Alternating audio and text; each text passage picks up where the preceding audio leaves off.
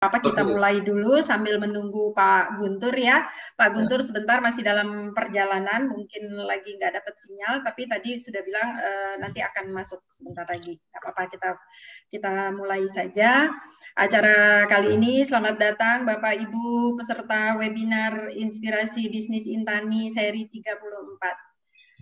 Sebelum kita memulai acara, mungkin nanti untuk di-mute ya semua mic-nya supaya kita bisa fokus kepada narasumber atau yang sedang berbicara. Sebelum kita mulai acara, mari kita saksikan dulu tayangan berikut ini.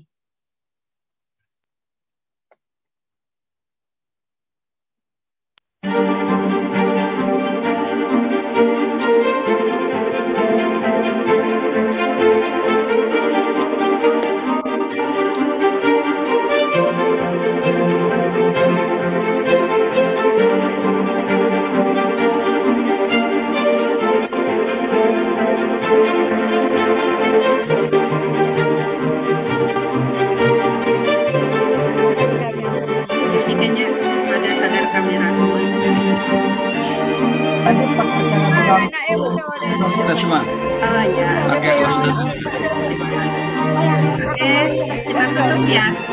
Kita tutup ya.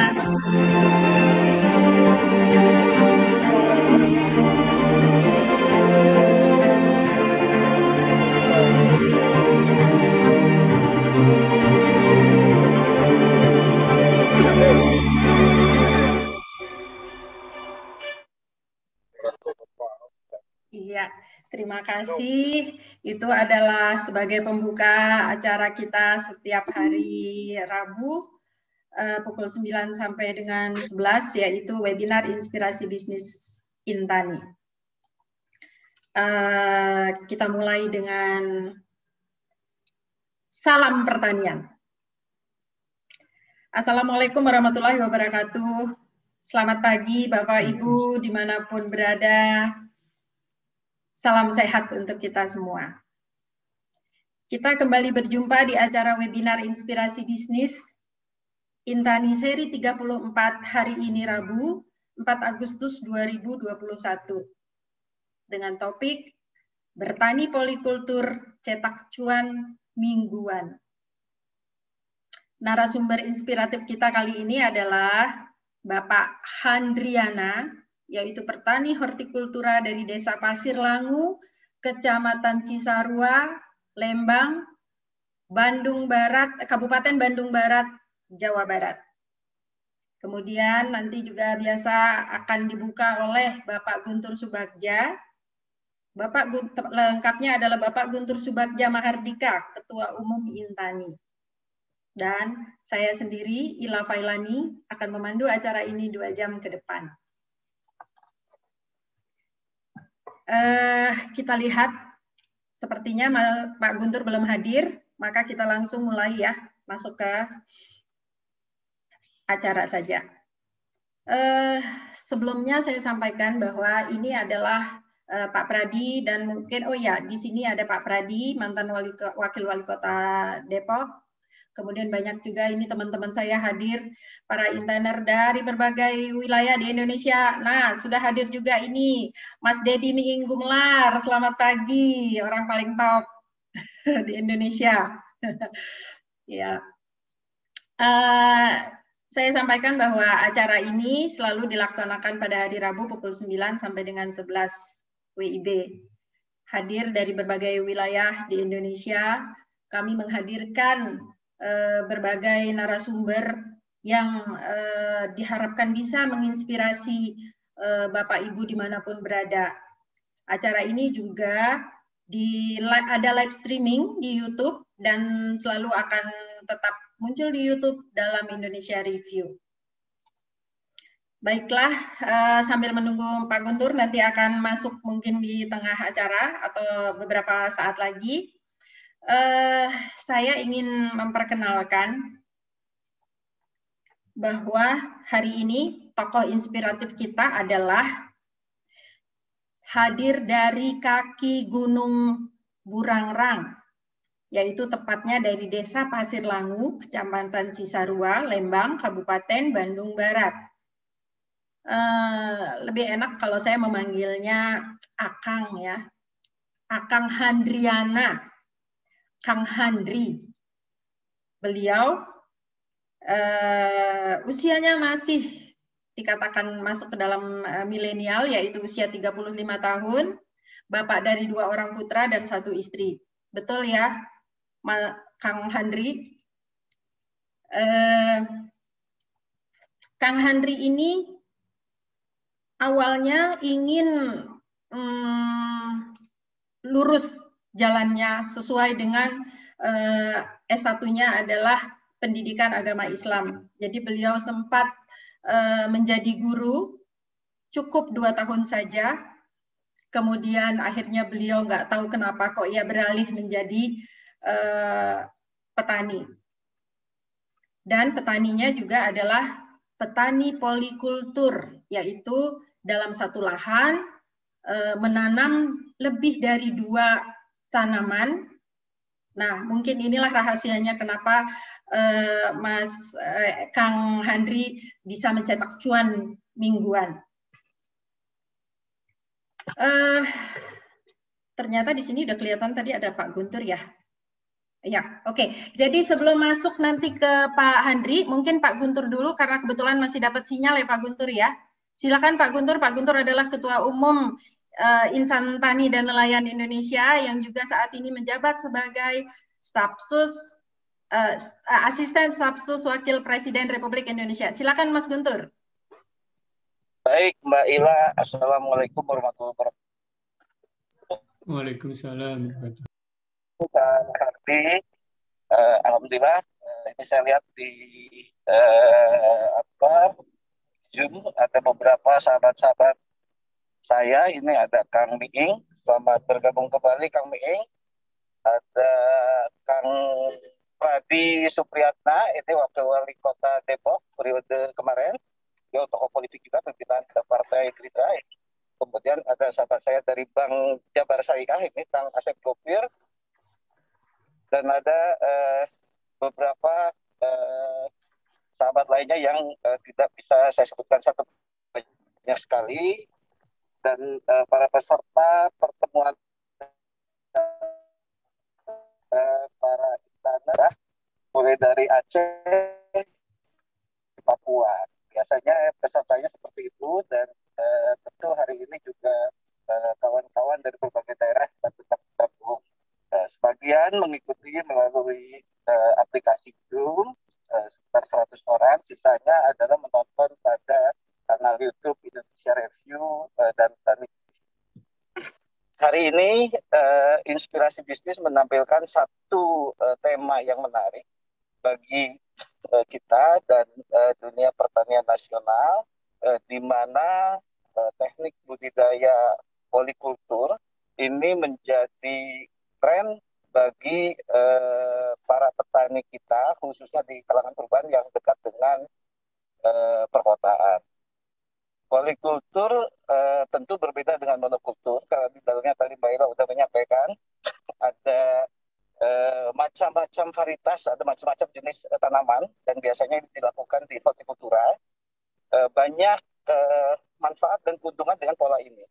Sebenarnya masyarakat Indonesia sudah memulai misalnya dengan pola tumpang sari. Tumpang sari merupakan itu salah satu pola polikultur yang dilakukan secara tradisional. Kemudian ada pola polikultur yang dilakukan di hortikultura. Dalam satu hamparan lahan ditanami beragam jenis komoditas ya, varietas. Ada juga polikultur yang ditanam dalam urban farming. Itu yang dilakukan melalui hidroponik atau aquaponik. Bahkan bukan hanya beragam varietas tanaman yang dilakukan, tetapi juga bisa dipadukan dengan ikan dan lain-lain seperti yang dilakukan di aquaponik. Nah, tentu ini adalah satu model pertanian yang bisa memberikan nilai tambah bagi para petani kita, khususnya petani urban dan kalangan milenial, yang menginginkan bagaimana bisa bertani, tapi tanpa harus menunggu waktu panen yang jangka panjang. Biasanya di polikultur ini ada beragam komoditas yang bisa panennya beragam-ragam. Nah, ini seperti halnya kita mengelola seperti manajemen investasi, manajemen keuangan, di mana kita harus mencetak satu aktivitas pertanian yang bisa menghasilkan harian, mingguan, bulanan, dan musiman. Gitu kan. Ini juga dapat menyiasati lahan-lahan sempit yang di satu sisi memiliki potensi dan kesuburan yang sangat bagus. Nah, Kang Handriana tentu merupakan salah satu inspirator yang bisa membagikan pengalaman-pengalamannya dan tips serta trik bagaimana bertani dengan pola polikultur yang bisa menghasilkan di sini pendapatan mingguan, bahkan mungkin bisa harian kalau kita menanam dengan model pola tanam yang didesain dan terencana. Inspirasi bisnis Intani saya juga sampaikan ke kawan-kawan, mungkin Bang Pradi hari ini sudah bisa bergabung. Mohon maaf, minggu lalu beliau antri bergabung tapi mungkin belum sempat approve ya sampai terakhir. Sudah sharing memberikan masukan, nanti juga Bang Pradi, Bang Bing bisa ikut sharing bagaimana kita mengembangkan pertanian ke depan. Saya menyampaikan beberapa hal terkait dengan organisasi yang saat ini kita kelola dan koordinasikan, yaitu Perkumpulan Insan Tani dan Nelayan Indonesia. Organisasi ini lahir tahun 2015 oleh para pelaku dari beragam profesi ya, ada pelaku bisnis, ada petani, ada peternak, ada akademisi, ada aktivis, dan di situ juga ada beberapa teknokrat. Nah, latar belakangnya adalah bagaimana kita menjadi sarana konektivitas antar para pemangku kepentingan pertanian, sehingga akan terjadi kolaborasi dalam satu aktivitas ekonomi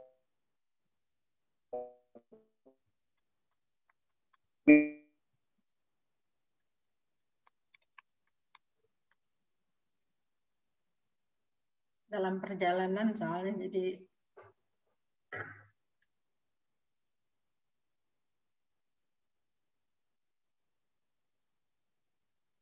terputus ya.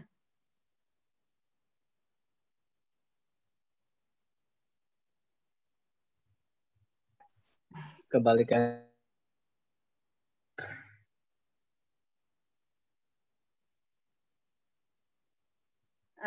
Maaf, Pak Guntur sedang sedang menuju keluar kota. Jadi saya rasa tadi agak terputus mungkin sinyal ya. Langsung hilang deh. Oke, jadi sambil menunggu nanti bisa dilanjutkan kembali oleh Pak Guntur ketika nanti bisa bergabung ya. Jadi seperti tadi yang sudah disampaikan sedikit oleh Pak Guntur bahwa apa itu polikultur dan tren itu seperti apa saat ini, dan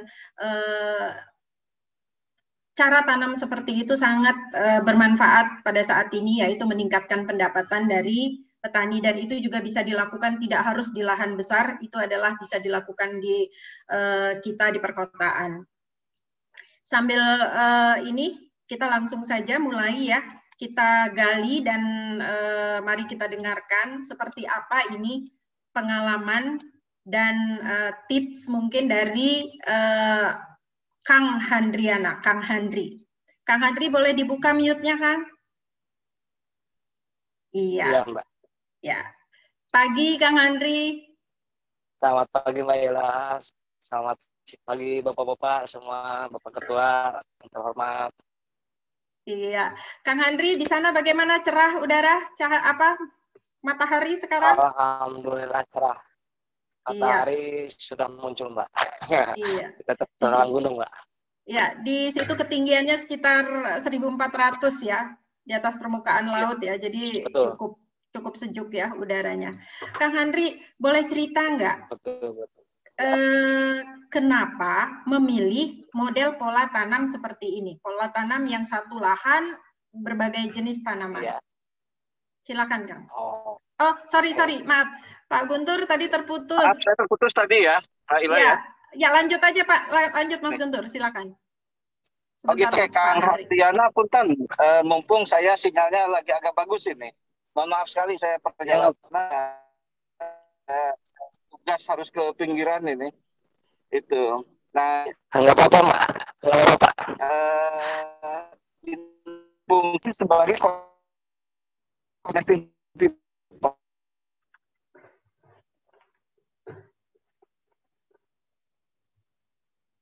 Putus lagi Mas, hilang lagi suaranya. Bagaimana ini menjadi pengembangan pemberdayaan masyarakat. Jadi peran Intan dalam pengembangan pemberdayaan masyarakat. Kedua adalah dalam pengembangan produk pertanian. Ini produk development ya, itu yang ini. Nah yang ketiga, kita harus terlibat dalam pengembangan teknologi pertanian. Teknologi itu tidak harus selalu alat mesin pertanian, tetapi budidaya polikultur merupakan salah satu dalam pertanian. Keempat adalah Intani mendirikan satu ekosistem, kan? Itu sosial Intani memfasilitasi anggota dan mitra bagaimana ini menjadi satu ekosistem yang terbangun dengan baik. Nah, jadi 5 hal ini yang sebetulnya menjadi concern kita. Nah, salah satu yang kita lakukan, kita membangun sejumlah piloting di berbagai daerah. Kita sudah ada piloting di tanaman pangan, ada piloting di peternakan, ada piloting di perikanan, dan juga kita ada piloting di urban farming. Termasuk kita bagaimana menggerakkan ekonomi berbasis pesantren melalui greenhouse aquaponik. Jadi ini beberapa hal yang ingin kita sampaikan dalam forum ini sebagai pengantar diskusi sebelum Kang Hardiana menyampaikan beberapa gagasan dan inspirasinya. Apalagi kita tahu di Lembang dan sekitarnya ini merupakan satu kawasan yang memang di sana jadi pusat politik pertanian di ibu kota. Mohon Mbak Ila, mungkin Bang Bing sama Bang Pradi juga bisa ikut sharing dalam diskusi ini setelah mungkin Bang Hardiana menyampaikan beberapa gagasan dan sharingnya tentang pengalamannya. Oke, selamat mengikuti seminar. Terima kasih banyak atas perhatiannya. Silakan rekan-rekan berinteraksi secara aktif dengan narasumber kita hari ini, Kang Hardiana. Semoga webinar ini memberikan manfaat yang besar untuk kita semua. Terima kasih warahmatullahi wabarakatuh. Ya, waalaikumsalam warahmatullahi wabarakatuh. Terima kasih Mas Guntur. Selamat melanjutkan perjalanan, semoga lancar sampai tujuan. Tadi maaf Kang Andriana, Kang Andri terputus tadi ya. Nggak apa-apa, Mbak. Ya, Kang. Jadi tadi kalau saya kan saya tadi tanya kenapa memilih model pola tanam polikultur. Tapi sebelumnya kayaknya lebih enak kalau misalnya kita langsung melihat seperti apa itu ya. Mungkin bisa ditayangkan sebentar, Mbak.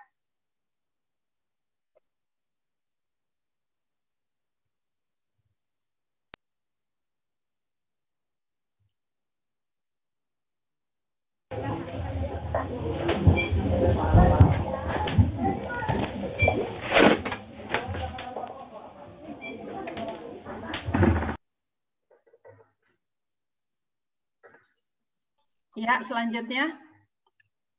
Mana foto selanjutnya? Nah, ini adalah buah jeruk lemon ya. Jeruk lemon. Kemudian lanjut. Nah, ini juga. Nah, coba lihat. Ada jeruk lemon, tiba-tiba ada satu bunga Herbaceae ya, Gerbera. Coba lanjut. Nah, ini selada, hamparan selada. Wah, segar sekali. Lanjut. Ini brokoli. Lanjut. Nah, ini saat mau menanam ya? Strawberry ya? Ya, sebelum penanaman, Pak. Media. Sebelum penanaman, ya setelah penyemaian ya. Ah, ya. Oke, Ya. lanjut. Ini bunga hairbrush atau gerbera. Itu berselang-seling dengan daun bawang gitu ya? Wah, betul. Betul ya. Wah, bunga dan sayuran ya diselang-seling. Lanjut lagi. Ini juga ya kelihatan itu satu bunga, satunya apa namanya daun bawang. Lanjut. Ini bunga aster ya. Aster ini mirip dengan krisan ya. Lanjut lagi. Wah, bagus sekali ini kuning. Ini bunga potong ya, Kang Andri. Lanjut Betul, lagi. betul. Oh, sudah selesai ya. Oke. Nah, jadi tadi itu bisa kita lihat Bapak Ibu peserta webinar Inspirasi Bisnis Intani, bagaimana dalam satu lahan ada beberapa tanaman di sana yang tentunya ini seperti tadi Pak Guntur juga sudah sampaikan, ini sebenarnya adalah cara-cara lama gitu ya. Maksudnya ini biasa dilakukan. Dan kali ini kita sengaja menghadirkan Kang Handri di sini untuk bercerita kepada kita bagaimana kenapa memilih pola tanam yang seperti ini, kenapa tidak yang lain, dan kemudian siapa yang menginspirasi ini. Saya mulai ya dari tadi itu, kenapa Mas memilih pola tanam seperti ini, pola tanam polikultur ini? Macet dong. Ya, sebelumnya salam kenal untuk semua Bapak-bapak. Saya dari pegunungan di kaki Gunung Burangrang yang notabene di sini bertani. Bismillahirrahmanirrahim. Tadi ada pertanyaan dari Mbak Ila, kenapa harus memilih beberapa tanaman mungkin ya Mbak? Satu lahan beberapa tanaman gitu. Sebetulnya kalau menurut aturan itu, kalau aturan pertanian itu bukan salah, belum benar gitu ya Mbak. Cuma dari sini saya melihat dari kos yang dikeluarkan berapa untuk modal tanaman tersebut. Nah, untuk menggantinya secara cepat itu seperti apa ya? Itulah saya dipakai, kalau bahasa sekarang ya betul kata Bapak Guntur itu,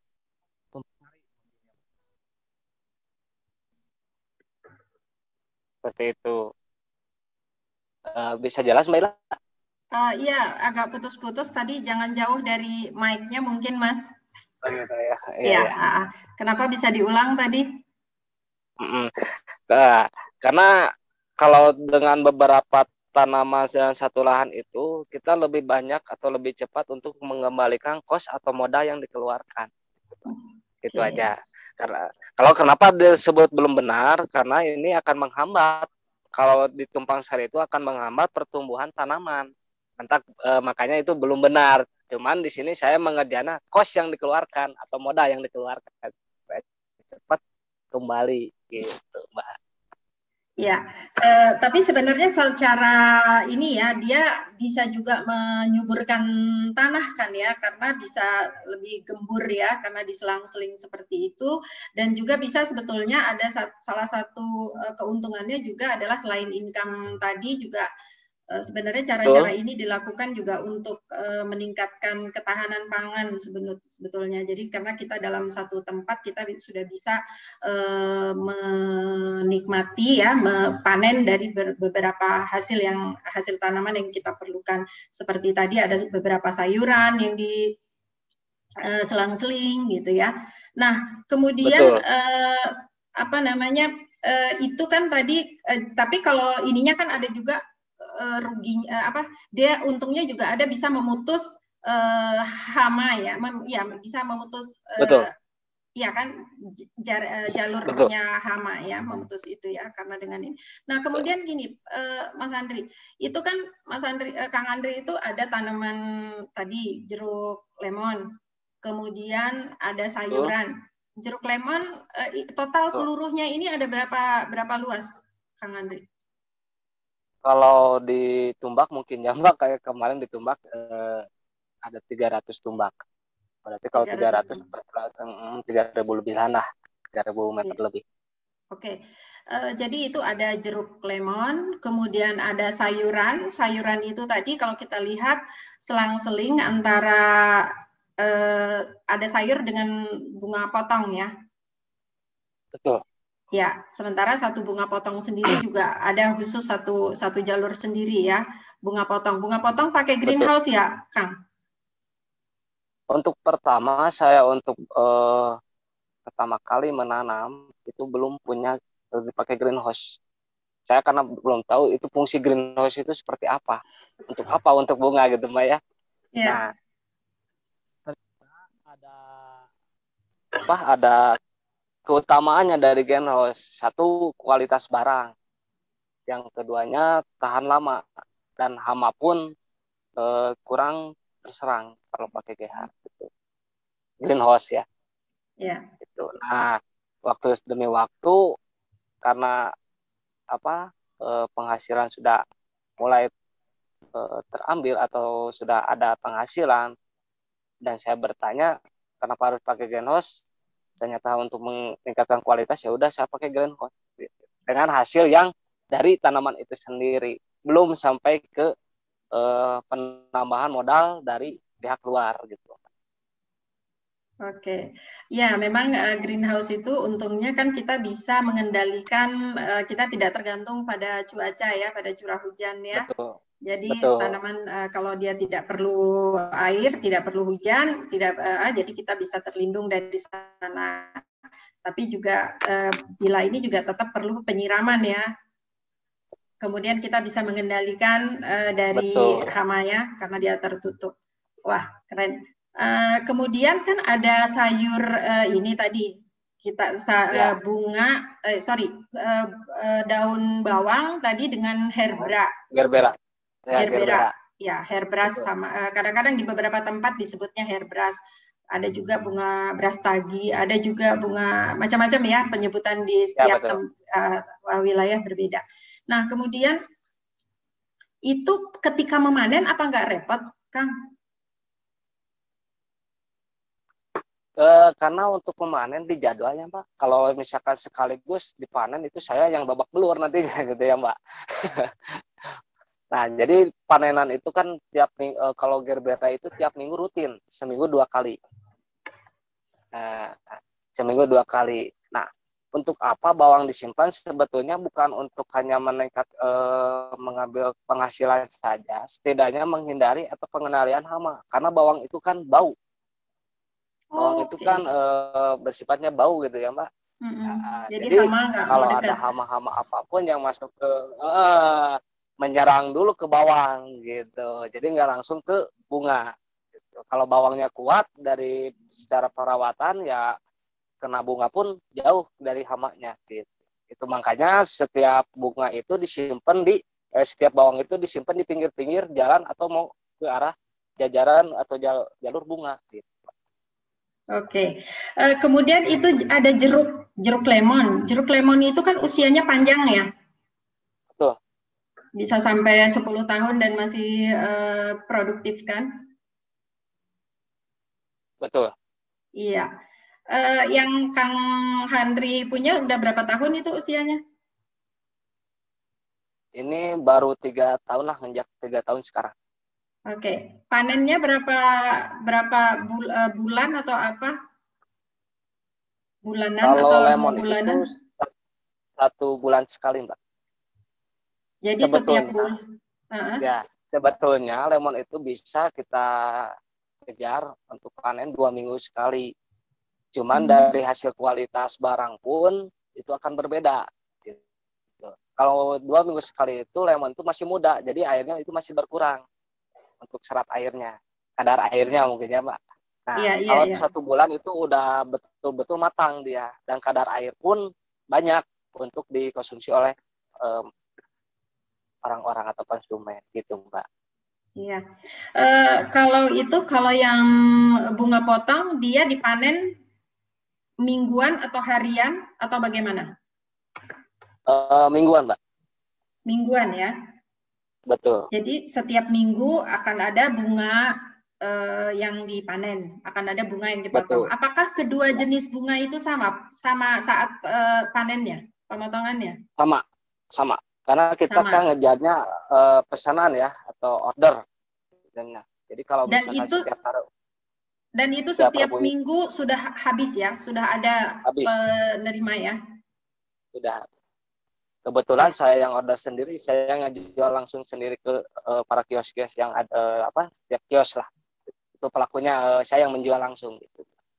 Iya, terus Pak, itu kan Kang, itu kan bunga itu kalau gerbera itu kan dia bisa berbunga terus-menerus dan dia tidak Betul. perlu apa ya namanya, ketika dia berbunga kita potong, nanti akan ada lagi mekar lagi yang lain gitu ya, potong lagi kan seperti itu. Sementara kalau misalnya yang aster itu, bunga aster itu kan mati kalau setelah dia berbunga Betul. kemudian kering, ya kan ya. Betul. Terus bagaimana Betul. sistemnya dia agar dia selalu ada setiap minggu bisa dipanen? Bisa cerita, Ya, Kang? betul. Boleh, boleh. Jadi kalau kenapa saya memilih gerbera itu sebagai alat inti gitu ya Mbak, alat inti atau barang inti yang untuk pengiriman produk. Sebetulnya kalau aster itu selingan lah gitu, karena aster itu selingan. Kenapa disebut selingan? Karena dia kan waktu perpanenannya itu seperti sayuran musiman gitu kan, ngejarnya 1 bulan, 2 bulan, 3 bulan kan gitu. Cuman di sini saya yang ditanamkannya itu pola tanam yang ditekankan kepada para petani atau para yang punya saya itu di pola tanamnya para pekerja itu. Jadi kalau misalkan seminggu sekarang ditanam aster, selang seminggu lagi baru tanam lagi. Misalkan contoh sekali tanam kita tanam 10.000 bibit. Minggu kedua kita tanam lagi 10.000 dengan lahan yang sama. Gitu. Ada lahan lagi itu untuk minggu ketiga, gitu. Tanam lagi, terus continue seperti itu Mbak.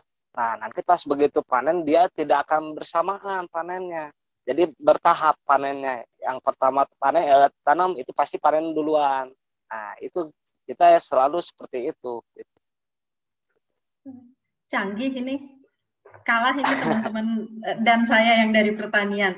Mungkin nanti ini catatan buat Pak Pradi, mungkin ya nanti bisa mungkin juga cerita sedikit apa namanya tentang ini. Kemudian Kang Henry, itu Ya, bunga aster itu setahu saya dia itu juga lambat untuk mulai tumbuh kembalinya itu kan karena kan tadi kan ditanam 2 minggu sekali. Emang ngejar itu waktunya? betul. Uh, Kalau secara jadwal dan di program itu insya Allah bisa terkejar Mbak. Ya, makanya karena kan aster itu dirangsang oleh cahaya Mbak ya. Harus ya dia Nah, harus banyak cahaya. ya, harus banyak cahaya. Nah, kan, supaya lebih cepat diproduksi harusnya lebih lebih cepat itu waktunya harusnya 10 hari 15 hari untuk diberi cahaya setiap malam.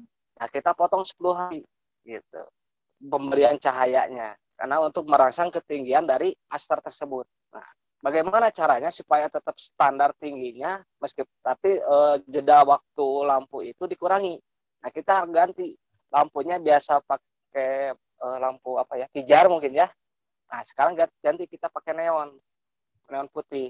Nah, itu cahaya itu yang bisa merangsang langsung lebih cepat kepada tanaman tersebut. Makanya dia lebih cepat dengan waktu yang dikasih jeda waktu tersebut. Gitu. Ya, ini yang dinamakan dengan smart farming ini. Ya, bagaimana kita dengan teknologi kita bisa mengatur ya. Iya, betul, Jadi kita tidak lagi terkendala oleh waktu, tidak harus menunggu kapan matahari ada atau lagi musim hujan tidak ada matahari, tapi kita dengan buatan, dengan teknologi kita bisa tetap ada cahaya ya. Betul. Kemudian aku dari tadi itu ini ya, Kang, di situ ada ikut kelompok tani gitu? Oh, sebetulnya pertama dulu itu Mbak belum. saya belum tahu namanya kelompok tani itu seperti apa, kerjanya seperti apa. Nah, mungkin dari kelompok-kelompok lain lihat keaktifan di kebun seperti apa dan hasil kebun itu dari saya itu seperti apa, dia mengajak sama saya ikutlah berkelompok. Nah, dari situlah saya mulai terprogram bagaimana caranya itu bertani supaya lebih cepat menghasilkan dan tanaman itu bisa sehat dan normal bagaimana. Nah, itulah saya dari kelompok. Nah, asalnya saya ikut dengan kelompok lain, akhir-akhir ini saya udah membangun 3 tahun ke belakang membuat kelompok bikin saya pribadi kelompok pribadi. Nah, itu kelompok yang bernama di bawahnya ada kelompok tani bunga dan kelompok tani sayuran gitu. Makanya semua tersusun dengan organisasi segi pemasaran, segi penanaman, petani-petani penanaman itu saya yang mengatur dan mengelola dari hasil penyuluhan dari BPP daerah tersebut terdekat di sini. Gitu. Oke. Ini mungkin nanti saya minta Kang Asep juga untuk menanggapi nanti ya di akhir dengan Pak Pradi ya soal ini bagaimana peran dari kelompok tani ya bisa lebih menguatkan petani ya. Betul. Kemudian tadi saya kembali ke model pola tanam tadi. Di situ kan tadi juga ada saya lihat sayuran, Kang. Nah, sayuran itu kan ada selada. Seladanya itu diselang-seling dengan brokoli ya? Bisa diulangi, Mbak? Kan ada tanaman selada. Tadi ada hamparan selada. Tapi saya lihat tadi ada 2 foto yang brokoli ya? Oh gitu, oke. Itu diselang-seling atau terpisah?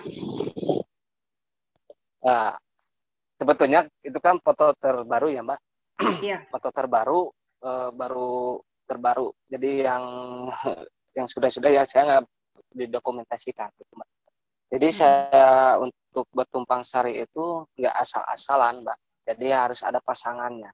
Nah, dilihat dari pasangannya itu dari struktur tanaman ketinggiannya tersebut, terus lebar dari tanaman tersebut itu mempengaruhi. Jadi saya dipasangkan contohnya seperti selada dan brokoli.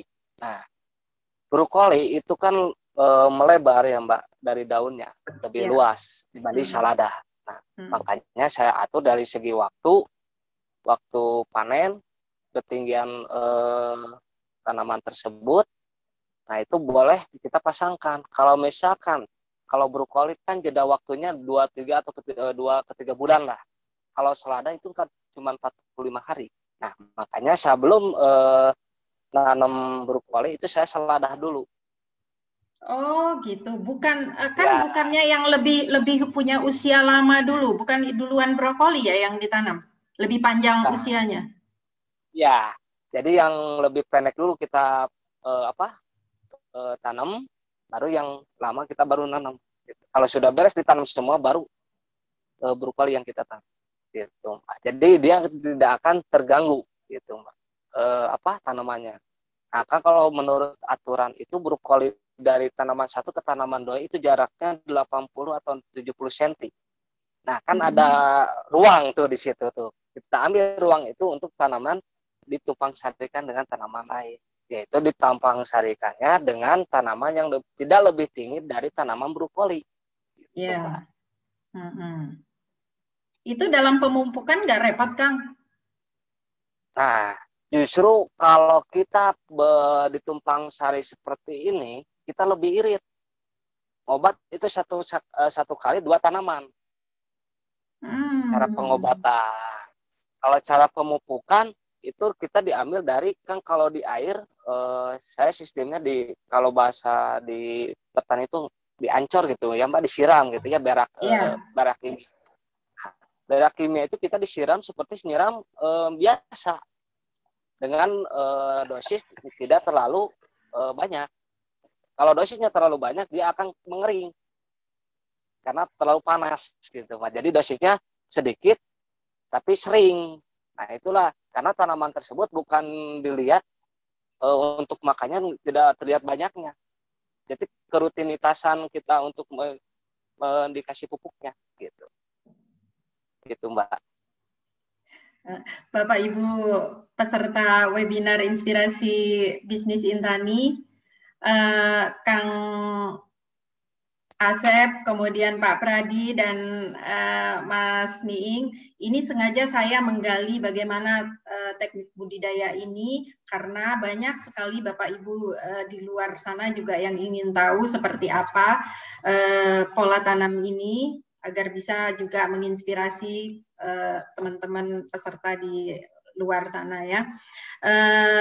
Nanti akan saya minta Pak Pradi, Pak Kang Asep dan Mas Miing ini untuk berkomentar. Untuk ini Kang Henry ya. Bisa bikin tanaman polikultur ini, kemudian tadi kan dengan kelompok tani, kemudian dari Betul. Dinas Pertanian atau apa, dari yang di luar itu ada lagi nggak yang bisa mungkin ada belajar atau apa dapat dari mereka atau bimbingan?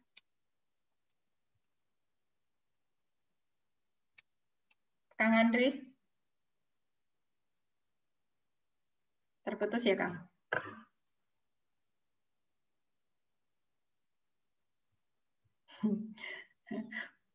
Saya juga perlu sampaikan ya, tadi untuk mendapatkan posisi yang pas, Kang Andri itu harus berpindah-pindah tempat.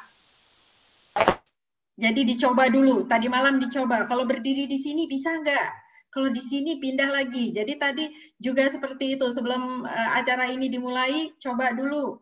Kemudian kok kurang ya, kemudian cahaya kurang. Oke, masuk lagi ke dalam ruangan. Tapi disinilah letaknya.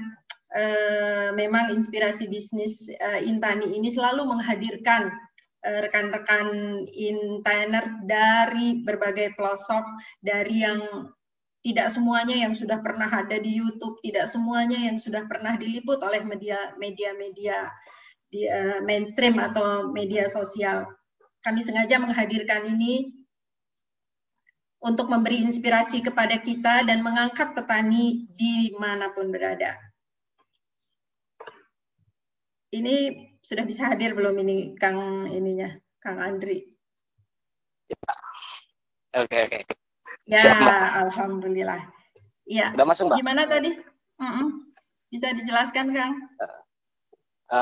Jadi dari manalah saya dapetin ilmu seperti ini mungkin ya, Mbak? Apa dinas-dinas terkait ikut Nah, kebanyakan sebelum saya ke badan penyuluh atau barang pembimbing dari para dinas pertanian, itu kebanyakan saya mencari ilmu sendiri dari otodidak sendiri. Jadi kalau misalkan ini bagaimana caranya supaya subur atau bagaimana, itu saya mencari dari orang-orang yang sudah berpengalaman lebih lama gitu, Mbak.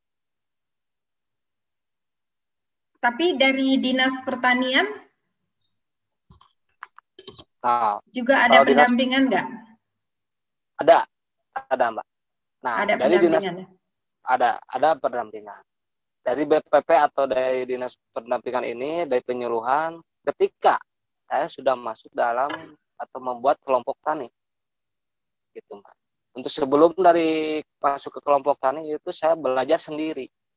Itu bagaimana cara menanam itu, mencari sendiri dengan bertanya-tanya kepada orang-orang yang lebih tua atau lebih berpengalaman dari tanaman tersebut yang udah lama.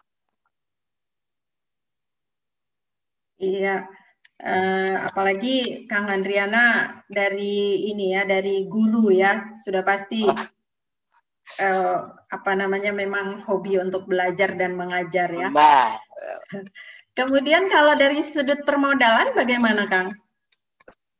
Kalau dari sudut permodalan itu saya menyisihkan untuk yang pertama-tama itu saya menyisihkan dari honor saya sendiri. Nah, menyisihkan dari honor sendiri, jarak dari panen pertama, panen kedua itu masih balik lagi modalnya berguling di lahan tersebut, belum keterima hasil lebih lah. Nah, udah 3 ke 4 kali panen itu baru kita merangkul hasil dari hasil panen tersebut. Dan untung dari modal pun tidak terganggu gitu. Terus kalau sekarang ada pembiayaan, Kang? Nah, saya mulai menambahkan modal itu ketika saya mau berpakai GH bunga itu, karena ingin meningkatkan kualitas. Karena kualitas itu akan membedakan harga juga. Nah, maka itu saya pengen membedakan harga, meskipun barang sama tapi harga beda, bagaimana caranya? Nah, itu harus pakai GH, nah, atau greenhouse. Nah, makanya saya pinjaman ke bank, ada bank di sini, saya minjam modal. Bukan Bank BJB, Kang? Pertama di sini lebih dekat BRI, Mbak. Oh ya. Karena BRI bermasyarakat dekat. Nah, yang kedua kali ke Mandiri, yang ketiga kali ke BJB. BJB konvensional mungkinnya, bukan syariah. BJB biasa. Okay. Yeah. Karena maklum Mbak, karena saya juga bukan, kalau menurut ilmu jauh lah. Mungkin kalau dari segi perekonomian itu jauh ilmu perekonomian gitu ya, dari ahli pendidikan ekonomi mungkin ya Mbak. Dan sedangkan dari bidang pertanian ilmu-ilmu itu jauh mungkin saya Mbak. Karena saya itu basicnya dari pendidikan gitu ya Mbak. Jadi saya tidak tahu cara menghitung laba seperti itu, tidak tahu. Cuman saya berpikirnya seperti ini, mana bunga yang paling rendah itu saya yang pinjam. Gitu. Tenang aja Kang, di sini ada Mas Asep Gofir itu, nanti juga akan didampingi. Oh iya. Pasti. Selamat pagi Pak Asep, itu beliau adalah pertama yang saya mengajak ke Tani sebagai narasumber Pak Asep ya, waktu di DPP Provinsi ya Pak Asep ya. Mudah-mudahan bisa nasional nanti bisnisnya Kang Handri, bahkan internasional. Doakan saja Pak. Amin. Iya, nanti juga boleh Kang Asep kalau nanti mau sharing tentang permodalan ya, sedikit tentang tadi. Di sini ada beberapa pertanyaan ya, sambil kita jadi sekalian jalan ya. Ada yang bertanya bahwa polikultur tidak harus di dataran tinggi kan? Tidak ya, Kang Handri ya? Betul. Dia bisa di mana? Di dataran rendah itu biasanya tanaman palawija biasanya yang ditumpang sarikan gitu ya. Kalau misalnya untuk di dataran tinggi itu biasanya sayuran, bunga potong gitu. Betul. Iya. Jadi kalau dilihat dari tanaman ya Mbak, kalau di dataran tinggi itu yang kadar airnya lebih besar. Gitu. Kalau misalkan seperti palawija kan mungkin di sifatnya itu kadar airnya kecil sedikit gitu ya. Nah itu. Jadi cocok, makanya kalau di setiap manapun wilayah pasti bisa bertani kita, asal ada kemauan aja. Keren. Ini Kang Deddy Gumelar ini udah gatel nih pengen komentar ini. Nanti sabar. Oh Mas, sebelumnya ya Pak, saya bukan ahli tapi saya pelaku di lapangan saja Pak. Wah pelaku lebih malah kalau orang yang teoritis itu malah gak jalan-jalan di lapangan. Kemudian ada lagi pertanyaan, berarti polikultur model pola tanam pakai greenhouse. Mungkin tadi tidak semuanya pakai greenhouse ya Kang Handri. Tadi yang pakai greenhouse hanya untuk bunga ya. Kalau sayur kan enggak tadi ya, sayur biasa ya. Saya pernah nyoba Pak, brokoli itu di dalam GH atau greenhouse. Masa panennya itu lebih lama. Harusnya kita bisa ngejar target 2,5 bulan itu bisa dipanen. Tetapi kalau di greenhouse itu lebih lama dari masa yang biasa di luar tanpa greenhouse. Memang dalam segi kualitas itu sayuran yang di dalam greenhouse itu lebih bagus. Masa kalau di barang seperti ada expire-nya itu lebih lama expire dibanding di luar gitu aja. Oke. Kang, ini sebetulnya ada beberapa pertanyaan ya yang mungkin nanti saya jadi terinspirasi nanti akan memanggil mungkin yang secara teori paham banget.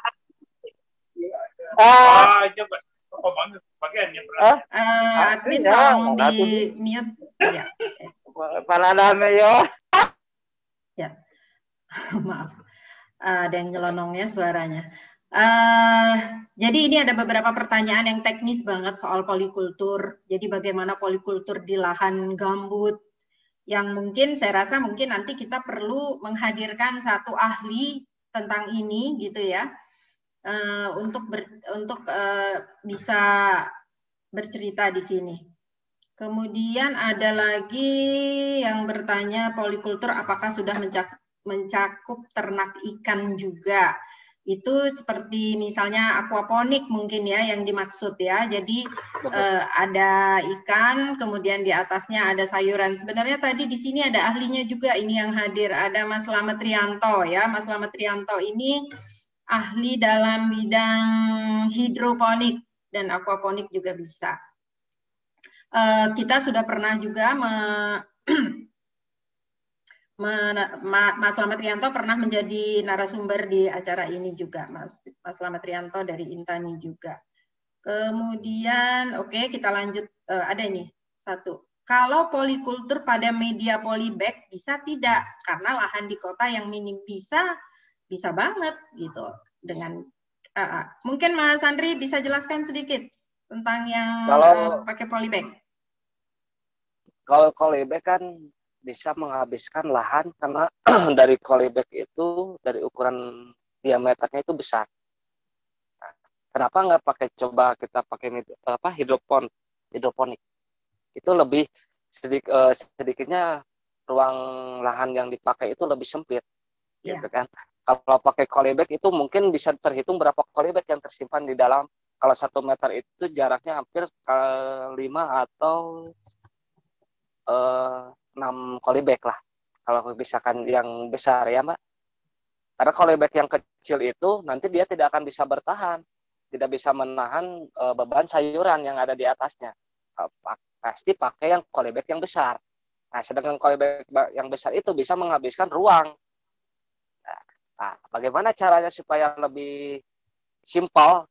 Kenapa nggak pakai hidropon atau tree garden? Kalau tree garden kan ke atas. Pakai paralonnya itu ke atas.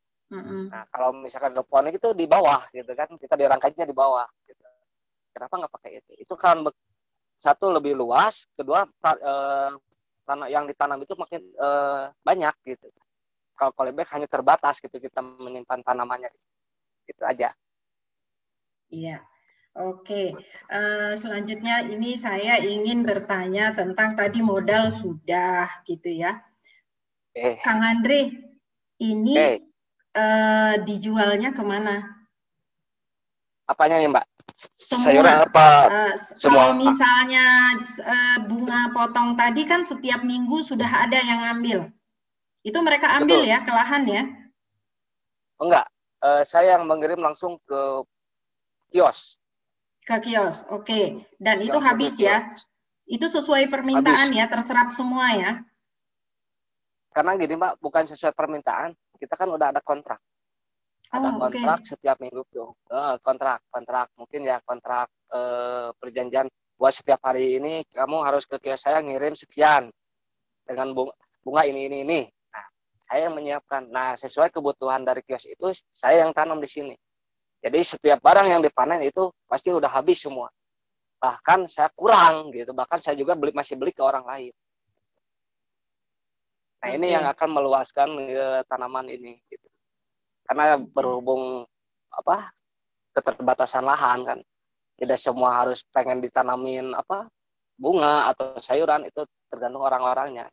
Kalau dari saya sedikit. Kalau sayurannya dilepas kemana? Nah, kalau sayuran pasar itu, atau supermarket? Pasar. Dan itu juga terserap semua? Alhamdulillah terserap semua. Boleh tahu kalau sayuran berapa banyak itu kan per bulan ya? Panennya per bulan? Kalau di jeda waktu setiap penanaman itu emang per bulan ya Mbak. Tapi kami di program bagaimana caranya setiap minggu itu kepanen terus. Oke. Nah, saya Berarti misalnya Seperti katakan kalau saya nggak salah panen bunganya setiap hari apa? Hari ini bukan? hari Rabu ini. Hari ini. Kemudian panen sayurnya kapan? Panen sayurnya itu biasanya hari Senin sama Kamis. Oh, oke. Jadi Senin, Rabu, Kamis sudah dapat cuan Ya. ini ya. Setiap udah 3 hari. Oke.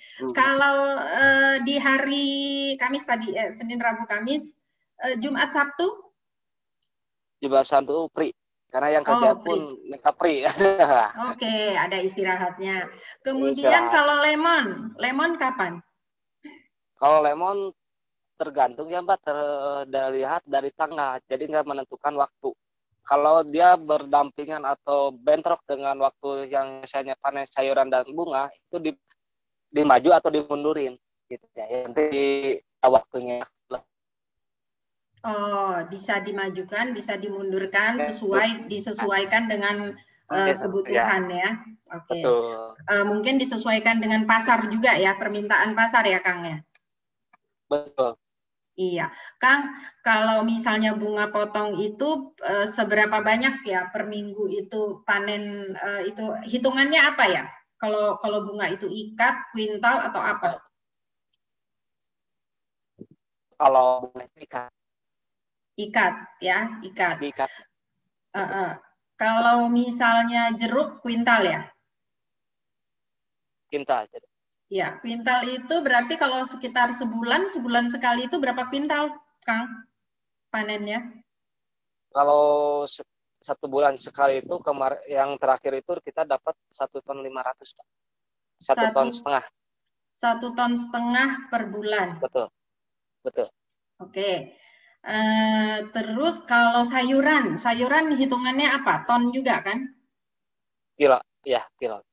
Oke. Dalam itu kan tadi diatur ya Senin, Kamis, kayak puasa ya. Senin, Kamis panennya. Itu sekali panen berapa kilo?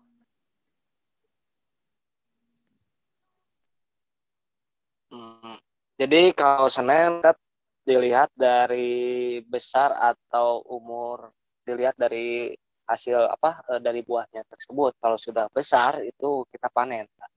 Ya, rata-rata gitu setiap kali panen kita mendapatkan 1 kintal. Oke. Dengan lahan yang pribadi saya aja ya Mbak. Yang saya tanamin itu 1 hari itu 1 kali panen itu 1 kintal ada. Iya. Nanti sebentar. Kemudian Kang Andre, ya. Selama ini apa kendala Kang yang dihadapi? Kendalanya modal kayaknya Mbak ya. Ada di sini. Sudah senyum-senyum. Kang Asep ya. Oke, udah siap. Sudah siap. Terus kemudian nanti itu juga bisa akan akan komentar itu pasti Mas Miing ya akan komentar tentang ini. Kemudian apa tips untuk ini teman-teman yang kalau ingin bertani dengan pola tanam polikultur, Kang? Ya, pada intinya segala sesuatu harus ada kemauan aja, Pak. Jangan dilihat kalau bertani itu harus lahan yang luas. Lahan sedikit pun kita bisa untuk bertani.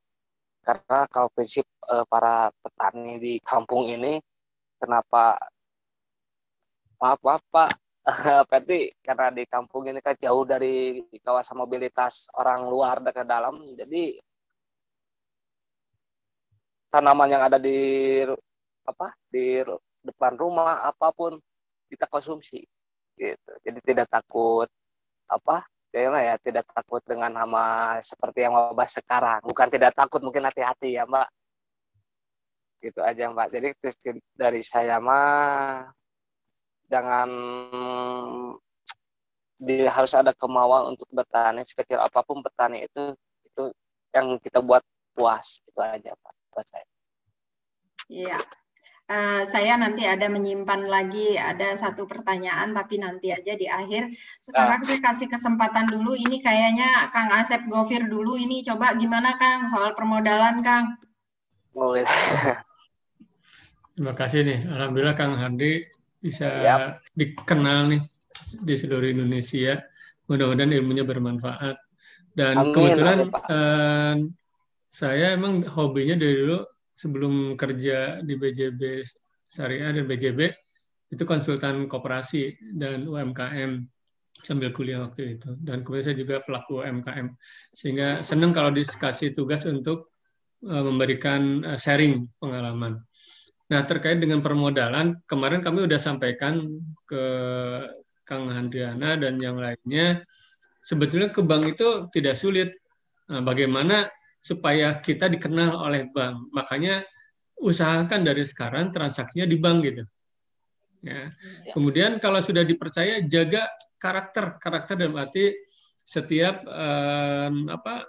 angsuran tepat waktu. Apalagi Kang Handriana kan udah jadi nasabah BJB nih.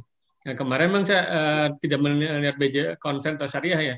Cuman kemarin kesempatan memperkenalkan konsep syariah juga ke teman-teman.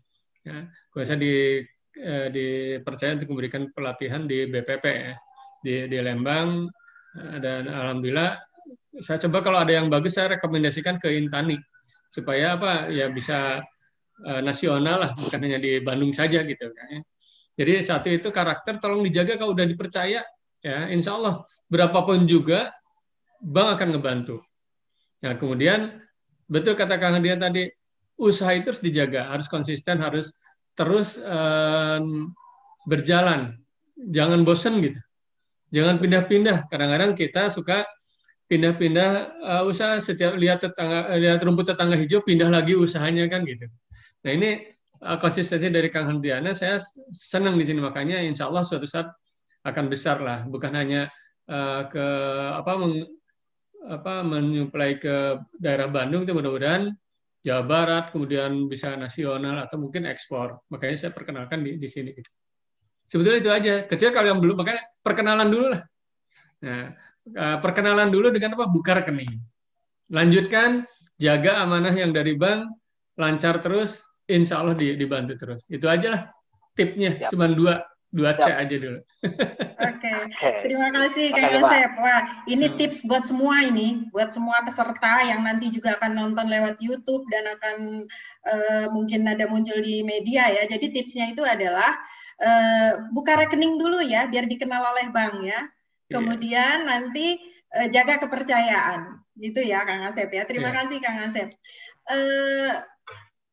Mana Mas Miing, mana ini? Mas Miing? Nah, ayo Mas, coba kasih komentar Mas. Ini tadi kalau ini ada loh peranan pendampingan dari Pemda setempat, dari Dinas Pertanian gitu. Kemudian jadi bagaimana ini kalau dari sisi politik pertaniannya? Silakan. Baik, terima kasih Mbak Ila. Assalamualaikum warahmatullahi wabarakatuh. Sampurasun Kang Handri, Kang Asep. Kompes, Pak. Damang sadayana. Alhamdulillah. Ya, sebetulnya sih saya ikut Intani ini karena saya lagi menimba ilmu. Di hari-hari tua ini, di hari pensiun ini, seperti cita-cita saya minggu lalu saya ceritakan, sebetulnya saya ingin jadi petani. Ada passion saya di pertanian. Karena di budak, kelitik eneh di kampung, kita bertani, baik berhuma ataupun berladang. Dan di halaman rumah itu nanam. Makanya kemarin Kang Asep punten, saya bilang ini ada Kang Priyadi ya?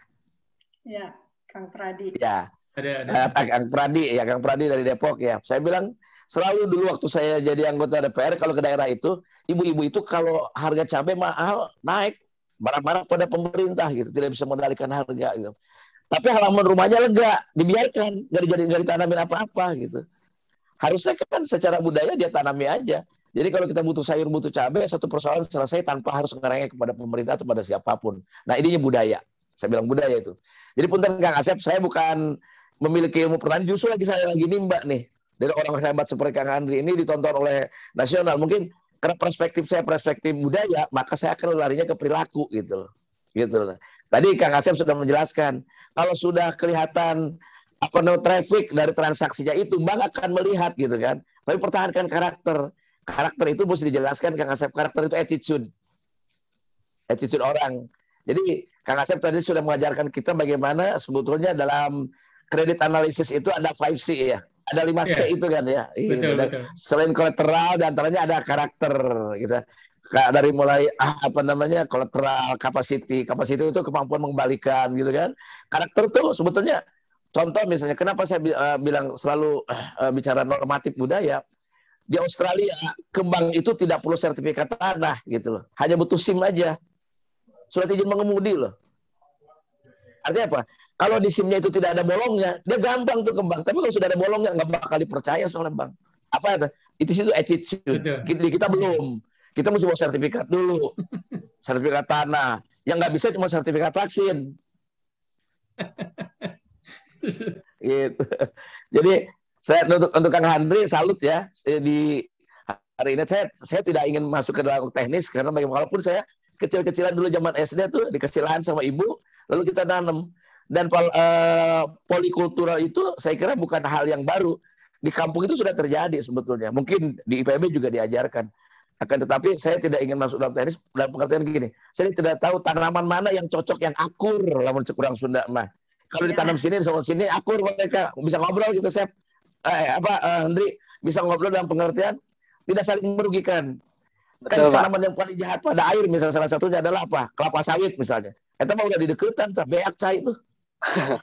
Gitu. Nah, kalau kayak polikultural diantaranya ada jeruk ini, ada jeruk nipis, ada jeruk lemon, ada jeruk manis, kelihatannya akur ya udah nggak apa-apa. Nah, dengan Asep tadi yang saya lihat adalah bagaimana ini terbukti.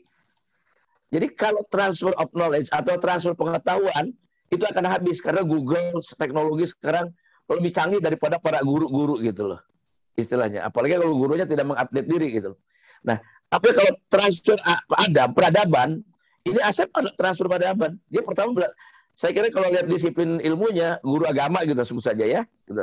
Nah, atau ya sekolahnya disiplinnya adalah tentang ilmu agama. Tapi tiba-tiba membanting setir menjadi petani itu sebuah sikap mental yang menurut saya bukan main, harus dihormati dan diapresiasi oleh kita semua. Tidak semua orang punya keberanian untuk mengambil langkah itu. Orang kita secara budaya Pak Asep, Kang Asep, itu orang kita yang selalu yang safe, aman. Makanya kenapa feodalisme kita dari zaman dulu, ayo cepetan kuliah selesai nanti jadi PNS-nya gampang. Selalu PNS yang membicarakan. Dan itu di daerah di mana-mana sama. Bukan berarti jelek jadi PNS loh. Tetapi pemikiran orang tua zaman dulu, anaknya biar aman karena punya gaji dan punya tunjangan dan punya pensiun. Harusnya anak-anak sekarang diajarkan yang high risk, high return. Saya ke Pungkur, pegawai negeri di DKI, karena saya ambil langkah jadi pengamen, jadi pelawak. Kalau saya tidak berhenti dari situ, mungkin belum tentu saya bisa keluar negeri. Dalam konteks yang normal ya yang jujur saja, yang biasa-biasa saja. Tong bawa ke luar negeri atau naik haji misalnya. Nyakolakan budak ke hese. Kalau mau jujur loh, yang pengen anak luar negeri atau pengen kuliah, itu tuh nggak gampang. Nah, artinya apa? Sikap bukan berarti jadi pegawai itu jelek, bukan. Tetapi saya dalam konteks tesisnya Asep ini, Handri ini dia belajar pertama dari alam kalau saya lihat. Kenapa? Alamnya mengajarkan secara empirik, Kang Handri ini hidup di Cisarua. Dan sapopoe, sadidinten, sehari-hari, dia melihat secara empirik itu hidupnya di lingkungan pertanian. Itu satu, udah modal besar tuh. Ditambah dia kuliah, walaupun bukan kuliahnya pertanian, tetapi dia ada logic thinking yang berbeda dengan petani biasa. Secara budaya dia beda nalarnya. Oh ini, artinya secara tidak langsung apa yang disampaikan teori-teori dia, itu bagian dari riset kecilnya Kang Handri itu. Mesti ditulis tuh Kang Handri itu, riset kecil.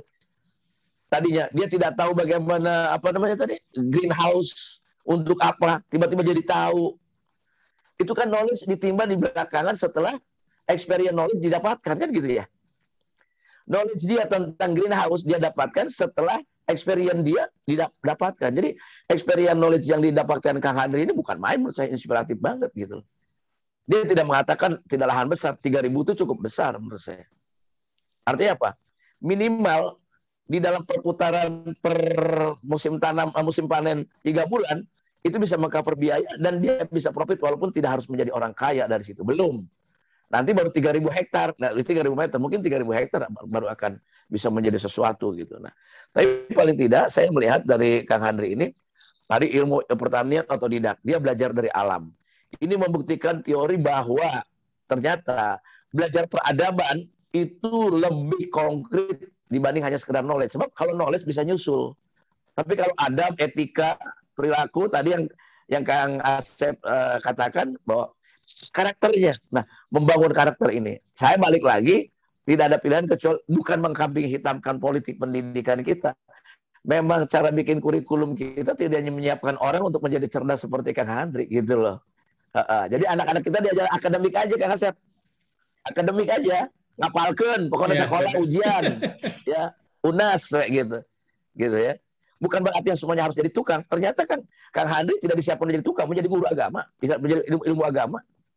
Tapi karena dia punya logic thinking, karena dia secara akademis dia belajar, lalu dia punya pergaulan, ada interaksi, maka saya lihat ada sesuatu yang berbeda dengan petani lain. Orang Cisarua sebut saja kalau Kang Handri misalnya punya tetangga Bang Udin atau namanya Kang Maman, petani pasti akan beda. Tapi Kang Maman dan Kang Udin tersebut, dia punya pengalaman yang bukan main. Walaupun dia tidak mencatat secara literasi, oh kalau ini mataharinya segini, nanti tumbuhnya segini. Mungkin tidak sampai ke sana.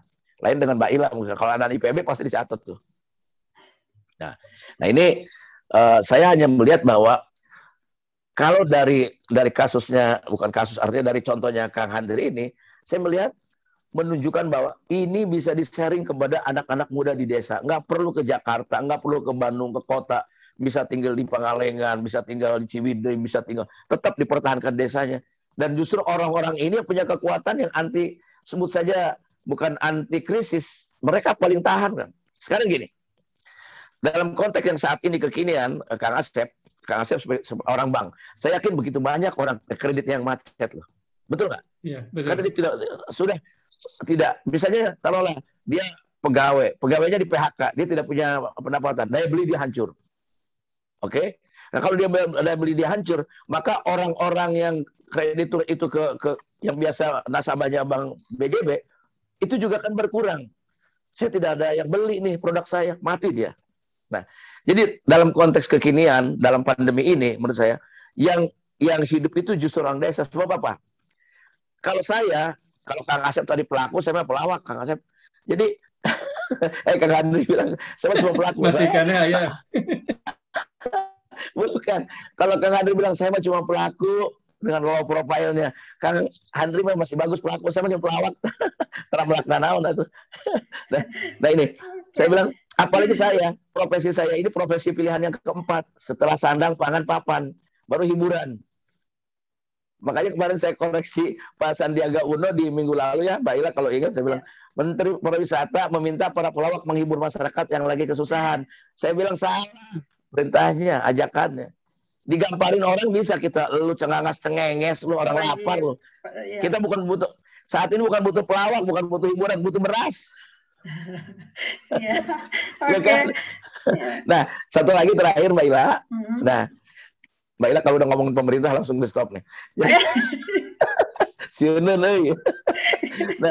Nah, saya bilang kalau orang di desa Mbak Ila, kalau saya kepengen singkong harus beli.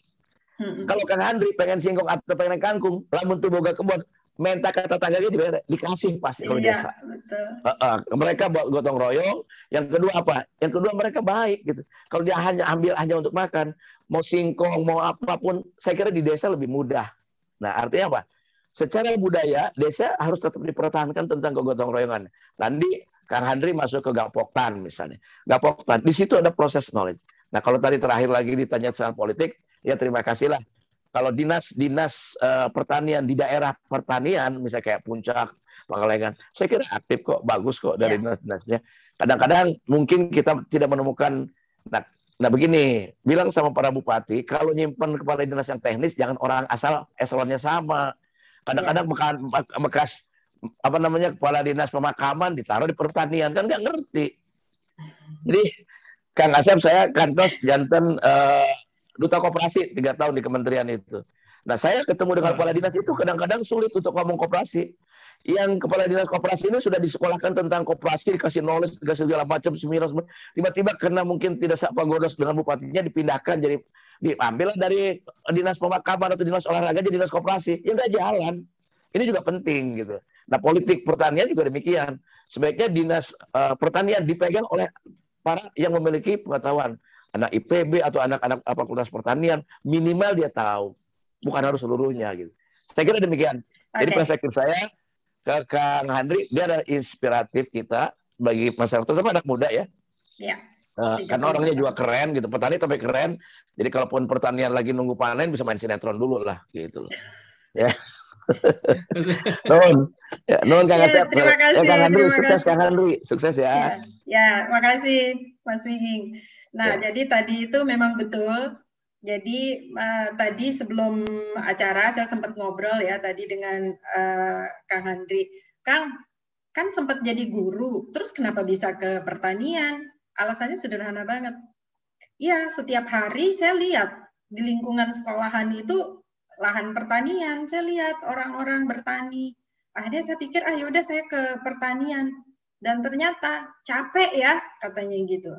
Tapi saya punya kepuasan tersendiri. Ketika panen, gitu loh. Ketika mendapatkan hasil, gitu. Kemudian mungkin belajar ya, sebagai guru yang memang pasti senangnya belajar, gitu. Iya. Jadi akhirnya memang mendapatkan kepuasan di sana gitu. Dan mana nih, Kang Handri? Ya.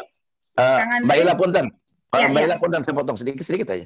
Ya itu saya sudah membuktikan bahwa Kang Handri ketika secara empirik dia melihat lingkungan, maka dia diajarkan oleh alam.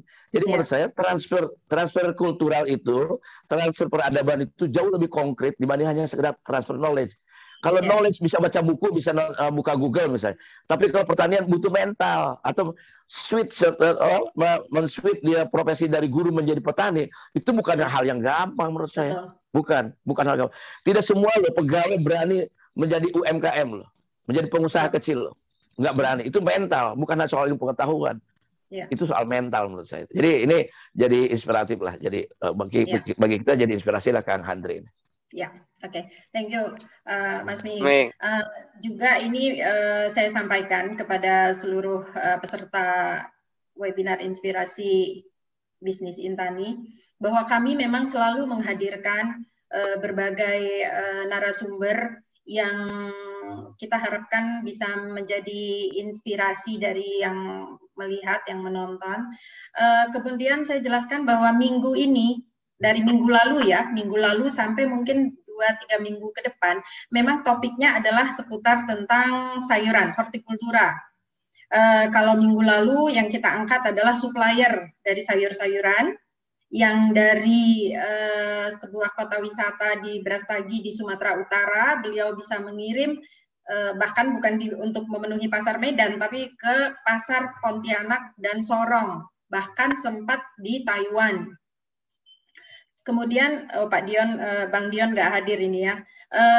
Pada saat habis webinar itu, Mas Miing, habis webinar itu beliau dapatkan, kita masuk media ya, dapat WA dari Taiwan untuk pengiriman kembali. Bukan main, sukses, selamat ya. Ya, jadi hari ini adalah Kang Handriana, yaitu dengan pola tanam polikultur. Dengan lahan yang 3.000, tadi kata Mas Miing jadi 3 hektar, 30 hektar mungkin nantinya, amin.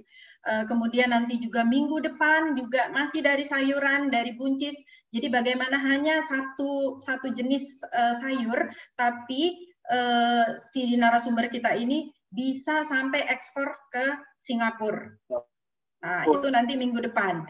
Minggu berikutnya, tadi ada hadir juga di sini Kak Apni dari Sumatera Utara, dari Siantar, Pematang Siantar. Kak Apni ini tadinya bukan tinggal di sana, kemudian dia belajar tentang tanaman organik, dia pergi ke sana, ke Sumatera, memang orang Medan ya, Naibaho ya. Jadi kemudian dia sewa lahan, dia belajar, dia mulai menanam untuk menginspirasi petani di sekitarnya. Jadi memang untuk beberapa minggu ini kita memang topiknya adalah tentang sayuran dengan berbagai cara untuk mendapatkan meningkatkan kesejahteraan petani.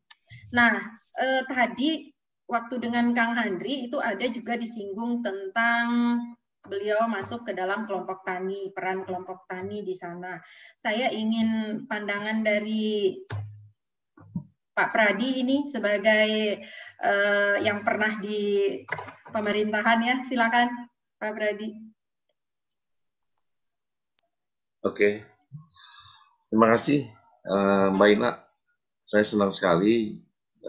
Yang pertama adalah Bismillahirrahmanirrahim. Assalamualaikum warahmatullahi wabarakatuh. Waalaikumsalam warahmatullahi wabarakatuh. Yang pertama karena memang saya ingin sebanyak-banyaknya juga bisa banyak kenal berbagai sahabat dengan latar belakang yang beragam dari seluruh wilayah. Ya, sampai hari ini saya kenal Kang Andri, alhamdulillah dari Bandung ya. Ini dari Bandung. Ya, saya senang sekali nih Mbak Ila. Ya, seperti Kang Dedi tadi, sahabat saya. Nah, sering ketemu sama beliau, kita nongkrong diskusi buat kebaikan bangsa dan negara ini. Ya, mudah-mudahan nanti ke depan Tuhan bisa berikan kesempatan lagi buat Kang Dedi. Ya, saya doakan. Amin. Iya, Pak Pradi nggak jadi sih ngajak saya. Sudahlah. Di balik layar itu. Iya. Nanti setelah ini ngobrol lagi lah. Mbak Ila nggak usah tahu. Amin. Iya, bangga. Ya, ya intinya prinsipnya ini untuk kebaikan bangsa dan negeri ini. Kita semangat membangun dari berbagai wilayah ini. Ya, saya banyak sahabat juga yang saya kenal nih. Ada, kalau nggak salah tadi ada Bayu mana nih? Bayu Aryawan. Ada ya? Nah, terima kasih. Ada Kang Asep ya, terutama narasumber Kang Andri. Tidak saya sebut semuanya ya. Ini nanti waktunya terbatas. Saya sedikit saja. Ya. Kita bisa melihat ya potensi betapa luar biasa ya kalau bicara letak geografis negeri kita ini sudah sangat memungkinkan untuk kita dorong apalagi memberikan, mohon maaf ya, intervensi yang mungkin presentasinya jauh lebih besar terkait dengan hal ini ya, terutama terhadap produksi pertanian. Nah, peluang ini sangat besar sesungguhnya. Saya ya kebetulan pernah di pemerintahan, yang sebut saja ada beberapa OPD di sana, ada dinas-dinas terkait di sana. Karena memang secara geografis, letak, dan wilayah kami adalah perkotaan ya, di Depok ini dengan luas 210 km ya, lebih kurang ya, jadi 20.000 hektaran lebih lah ya. Kota Depok dengan penduduk yang cukup padat ya, lebih kurang 2,3 juta jiwa, bayangkan nih Kang Deddy, 2,3 juta kami. Jadi rasanya sangat kecil kemungkinan kalau wilayah kami adalah sebagai pertanian ya. Tetap diupayakan oleh pemerintah di Kota Depok ini paling tidak 10% ruang terbuka ini masih bisa kita nikmati. Namun hal lain tentunya kami juga berinovasi ya dengan kondisi yang ada, yang pada akhirnya juga bisa menjadi sumber ekonomi buat masyarakat yang bergerak di bidang tersebut. Ya, tadi kalau Kang Andri dengan inovasi pertaniannya, yang pada akhirnya dia bisa mendapatkan income begitu cepat. Nah, di kami pun ada, ya mungkin nanti bisa ya di-expose atau di-explore ini di kegiatan ini dan bisa menjadi inspirasi dan bisa saya sampaikan, bisa saya datangkan. Di antaranya adalah kami punya ribuan bibit alpukat ya, Miki yang tahan ulat dengan buah yang sangat lezat, dan ini sudah kami kirim ke beberapa daerah. Kemudian juga ada industri lele ya, yang per hari bisa kami jual lebih kurang antara 5 sampai 6 ton per hari. Bahkan kami sudah inovasi menjadi lele pilet yang bisa dikonsumsi atau bisa digoreng cepat gitu. Dan juga ada yang lainnya dari ikan hias, termasuk juga di sini kami ada tanaman hias, ya, termasuk juga kegiatan-kegiatan lain. Mungkin nanti kita bisa bersama-sama ke objek yang mau belajar, ya, saya bisa mendampingi. Saya senang sekali.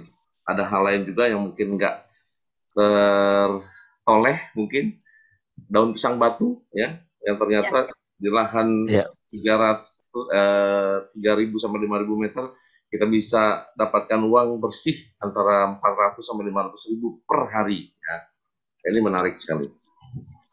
Nah, karena saya diminta pendapat terkait pernah di posisi pemerintahan, ya memang dalam hal ini sahabat-sahabat semua, ya intervensi melalui APBD, ya, ini di pertanian, ya di wilayah kami karena memang persentasenya kecil, ya objeknya juga kecil, ya. Untuk pertanian juga memang kecil di tempat kami. Nah, ini tidak menutup kemungkinan secara global nanti harapan kami ya dari pusat maupun provinsi hendaknya mungkin dipikirkan wilayah-wilayah yang memang objek tersebut khusus untuk pertanian misalnya. Jadi tidak dirubah menjadi hunian, tidak dirubah menjadi industri lain yang di luar pertanian, karena memang saya melihat sebuah kekhawatiran bila mana sektor ini pada akhirnya kita harus impor terus, ya. Kalau Kang Miing mungkin kemarin masih di legislatif, saya akan sampaikan, saya akan buat resumenya, saya sampaikan itu ke beliau. Tapi beliau sekarang sudah di luar sistem, ya. Nah, ini betapa penting buat kita nih, Mbak Ila, ya. Sebut saja Singapura yang ya jujur saja kita paham secara geografi, secara umum beliau sumber daya alamnya terbatas, tapi kok bisa beliau ini luar biasa eksistensinya di Asia Tenggara terutama. Nah, Indonesia dengan negara yang jelas geografisnya ini adalah negeri pertanian, dan kita betul-betul harus siapkan ke depan, ya, terutama SDM-nya. Ya, SDM-nya betul kata Kang Didi tadi, ketika dia sekolah di pertanian, komitmen kepada itu. Ya. Jadi tidak sekolahnya mungkin lulusannya IPB, tapi kerjanya di bank. Mungkin anak buahnya Kang Asep ada yang dari lulusan pertanian, gitu ya. Mbak Ila. Jadi wartawan gitu ya. Mbak Ila. Kan institut publisistik. Iya, saya tertarik tuh coba di Mesir ya. Di Mesir itu ya daerahnya agak kering di sana. Lulusan pertaniannya tidak dilepas ke mana-mana. Beliau diberikan ijazah lulus ini setelah 1 tahun dia ada di lapangan atau mengaplikasikan ilmunya. Dia dikasih lahan sekian hektar, dia bertani sorghum atau apa di sana, nah, sukses baru diberikan itu ijazahnya. Padahal udah lulus tahun yang lalu. Nah, saya baca ini, wah ini menarik juga ini, ya. Seperti halnya Singapura ketika tahun 65 dilepas oleh Malaysia, dia buat roadmap yang baik untuk persiapan negaranya. Tahun 65 dilakukan oleh Lee Kuan Yew, dia datangkan investor, kemudian dia siapkan juga SDM-nya, disekolahkan bahkan sampai keluar, tapi komitmen untuk kembali ke negaranya, ya sesuai dengan ilmu yang dia peroleh. Nah, ini kan untuk kemungkinan ini kembali lagi kepada SDM dan juga mungkin regulasi oleh pemerintah terkait bagaimana kita betul-betul support wilayah yang memang khusus bisa kita tetapkan menjadi daerah pertanian. Dan mudah-mudahan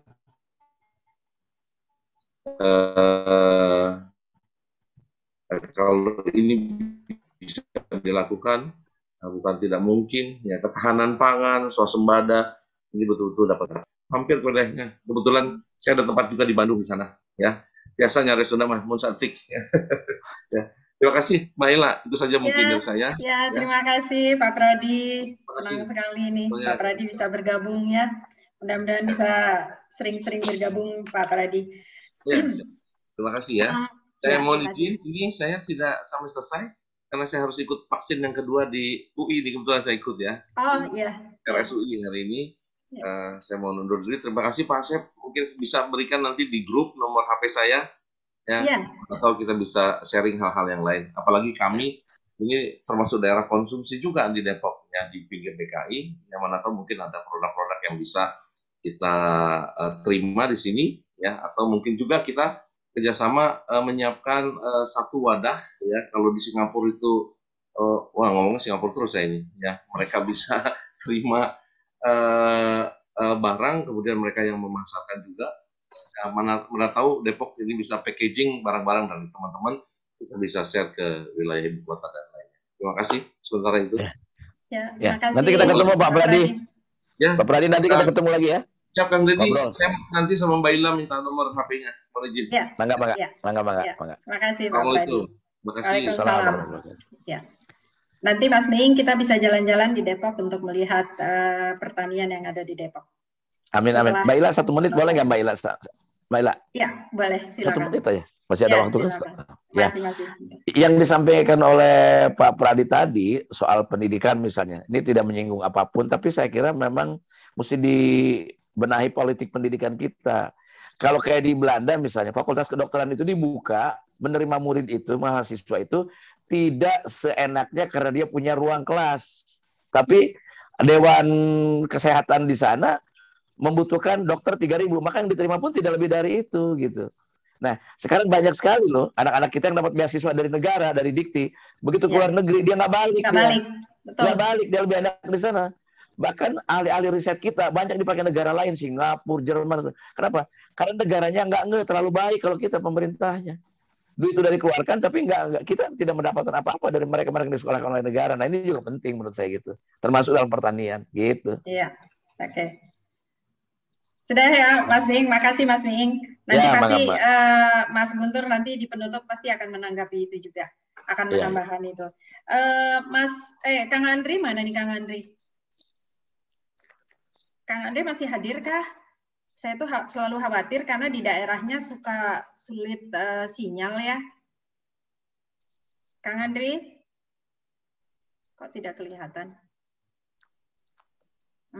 Sayang sekali. Saya rasa ini ya. Kang Andri? Tidak apa-apa. Oke, sudah banyak yang kita gali dari Kang Andri, tapi tadi ada satu sebenarnya yang terakhir penutup sebenarnya. Saya ingin bertanya tadi ya ke Kang Andri, apa yang diharapkan? Karena kebetulan ada Kang Asep, ada Mas Dedi, ada Pak Pradi tadi, ada nanti Pak Guntur ya. Apa yang diharapkan terakhir gitu loh, yang ya, kedepannya seperti apa harapan Kang Andri di pertaniannya? Oke, nggak apa-apa. Seperti yang saya sampaikan tadi bahwa ikuti terus webinar Inspirasi Bisnis Intani ini hadir setiap hari Rabu pukul 9 sampai dengan 11 dan tema kita dalam bulan ini adalah tentang sayur-sayuran. Insya Allah nanti di bulan berikutnya mungkin buah-buahan. Pak Pradi juga sudah ada narasumber itu dari Depok. Selanjutnya kami juga menyampaikan terima kasih kemudian kepada semua Bapak Ibu peserta webinar hari ini yang sudah hadir. Semoga sudah mengisi absen semua ya, supaya nanti bisa di email sertifikatnya. Kemudian tadi ada beberapa pertanyaan, bagaimana cara masuk jadi anggota Intani? Bapak Ibu sekalian, setelah ini biasanya kalau udah email akan dicatat nomor teleponnya dan akan dimasukkan ke dalam grup Inspirasi Bisnis Intani. Nanti di sana kita bisa sharing tentang berbagai hal tentang pertanian. Dan kemudian Bapak Ibu juga bisa mungkin nanti kita bisa jadikan narasumber di acara ini. Kalau Kang Handri belum ada hadir lagi, ini mungkin Mas Guntur sebagai penutup. Tadi Mas Guntur katanya masih mau menutup ya. Bentar. Mas Guntur. Siap. Ya. Silakan Mas Guntur. Tadi banyak sekali yang sudah dibahas Mas Guntur, dari berbagai aspek sudah dibahas. Mudah-mudahan tadi Mas Guntur tetap ikuti ya. Iya, siap.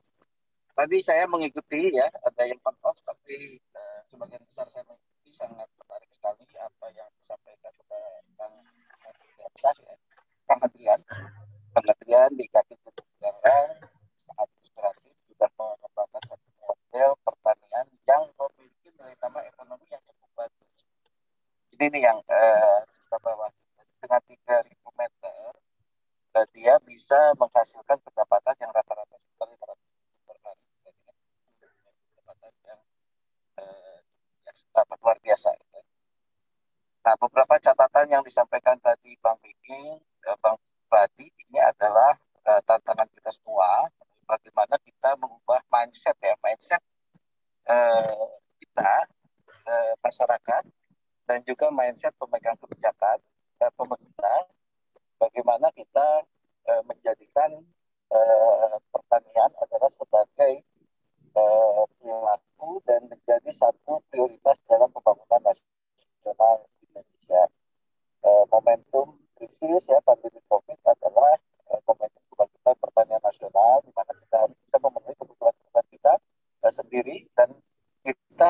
bisa mendaya gunakan potensi-potensi yang ada, baik itu di sektor pertanian, peternakan, dan perikanan.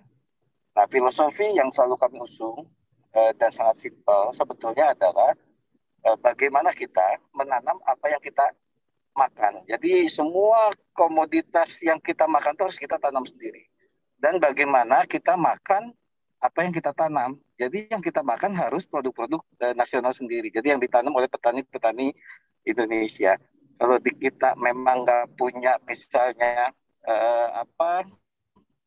kedelai yang banyak, ya kita harus cari alternatif bagaimana komoditas lokal yang bisa menggantikan kedelai tersebut, atau kedelai lokal yang saat ini sebagian besar kedelai kita masih tergantung, hampir 97% kedelai itu adalah impor. Nah, jadi hal seperti inilah yang sebetulnya kita ingin tularkan, ingin ajak kita bersama-sama melakukan bagaimana kita membangun pertanian untuk memenuhi kebutuhan sendiri. Nah, ini sengaja mencari narasumber yang sebetulnya langsung berlaku dengan berbagai cara seni dan keluguannya, karena ada beberapa yang memang nggak pernah main Zoom gitu kan, kita undang dengan Zoom. Mereka semalaman bisa. Dan saya apresiasi Bang Dion yang kemarin kita temani dalam diskusi ini bersama Bang Mi, dapat kontrak baru dari Taiwan, karena salah satunya muncul di forum kita. Nah, mudah-mudahan ini terus menginspirasi dan memberikan nilai tambah baik untuk para narasumber kita maupun untuk para peserta yang saat ini concern terhadap pertanian Indonesia. Hari ini saya cukup bangga, ini tadi saya buka-buka beberapa peserta, ada yang dari Siak, ada yang dari Sulawesi Utara gitu ya, ada juga yang dari Nusa Tenggara Barat dan beberapa daerah lainnya selain kota-kota di Jawa ya, Jawa Barat, Jakarta, Malang, tadi ada juga yang menjadi salah satu sentra pertanian di Jawa bagian timur. Itu juga merupakan satu kebanggaan di mana masyarakat Indonesia sangat meminati pembahasan sektor pertanian, apalagi ini langsung dari para praktisinya. Jadi kalau ada hal-hal yang penjelasan tidak terstruktur, sebenarnya itu adalah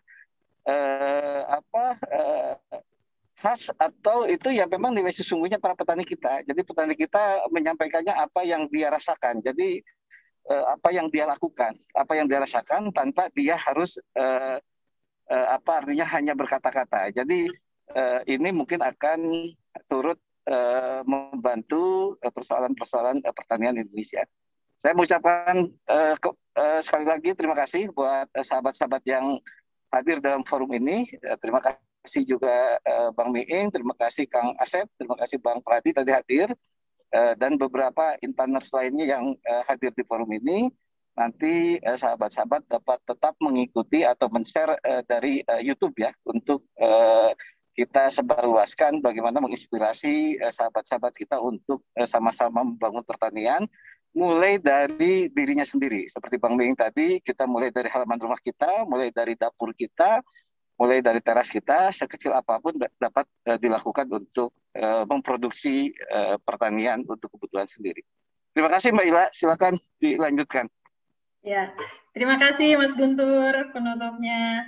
Ini tadi itu Kang Andri bilang, aduh sinyal, tapi saya pengen masuk lagi. Hadir lagi, alhamdulillah. Ya, silakan Kang Andri. Itu tadi, ini masih ada, mumpung masih ada Pak Guntur. Ayo Kang Andri, apa yang kira-kira yang Kang Andri harapkan dari pertanian ini sekarang saat ini? Apalagi pengen bisa misalnya greenhouse-nya yang lebih besar, yang keren, atau apa lagi? Silakan Kang. Mumpung Mas Guntur masih ada sinyal nih. Sok Kang, naon Kang? Ya. Pak Guntur. Ya, saya ingin buka lapangan kerja warga Dulpati sini. Yang kedua, ya peralatan perawatan ke manual. Inilah yang ingin menjadi antara teknologi modern. Seperti alat yang pakai listrik, apa kan kalau listrik dia akan simple, hanya akan lebih pengerjaan perawat. Nah, yang paling pengen membuka untuk ekspor dari saya sayuran. Itu aja yang saya membuat untuk akses untuk ekspor. Hanya itu yang saya harap dari pihak tolong di daerah pedesaan itu banyak yang ingin oleh tempat.